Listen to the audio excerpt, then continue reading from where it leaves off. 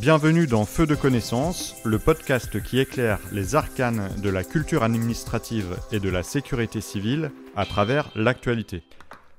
Alors que la CNIS a donné un avis favorable sur les textes d'application de la loi Matras nécessaires à la mise en place des sous-directions des services d'incendie et de secours, Feu de connaissance revient dans cet épisode sur le rôle et la composition de cette conférence nationale appelée également le Parlement des pompiers. La Conférence nationale des services d'incendie et de secours a été créée par la loi de modernisation de la sécurité civile du 13 août 2004, dite loi MOSC. Elle est consultée sur les projets de loi ou les actes réglementaires qui sont relatifs aux missions, à l'organisation, au fonctionnement ou au financement des services d'incendie et de secours. Elle est composée de 43 membres qui sont titulaires. Ces membres sont nommés par un arrêté du ministre en charge de la sécurité civile. Et il est également institué un bureau au sein de cette conférence qui, lui, sera composé de 16 membres. Le Code général des collectivités territoriales définit sa composition.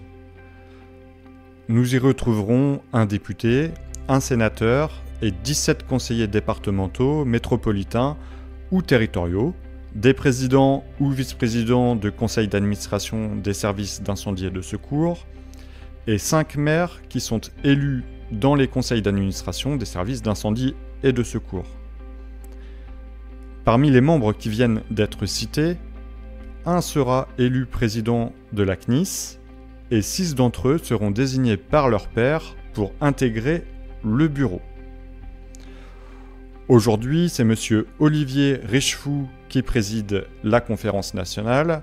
Il a été réélu le 26 janvier 2022 et il est également président du conseil départemental de la Mayenne.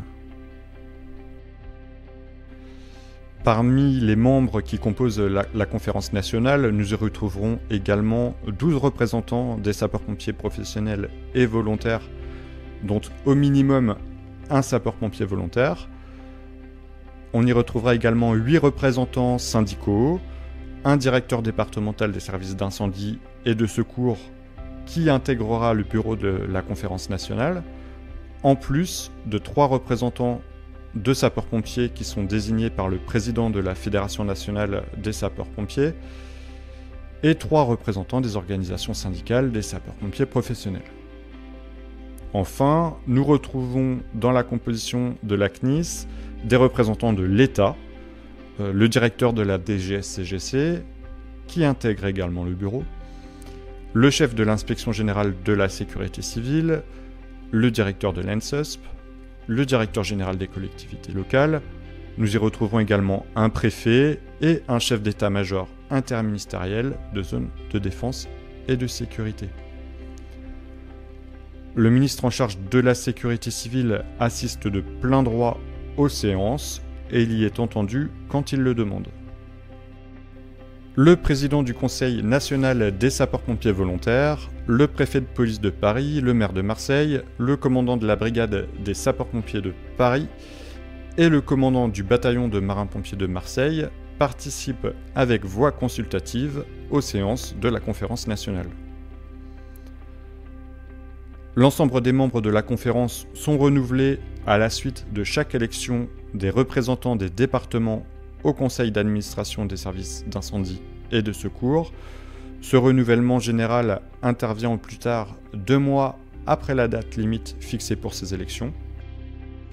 La CNIS se réunit sur convocation de son président au minimum 2 fois par an. Elle peut également être convoquée par décision du ministre en charge de la sécurité civile. Les avis ou les vœux sont adoptés à la majorité des suffrages des membres présents. En cas de partage égal, la voix du président est prépondérante. Enfin, c'est la Direction générale de la sécurité civile et de la gestion des crises qui assure son secrétariat.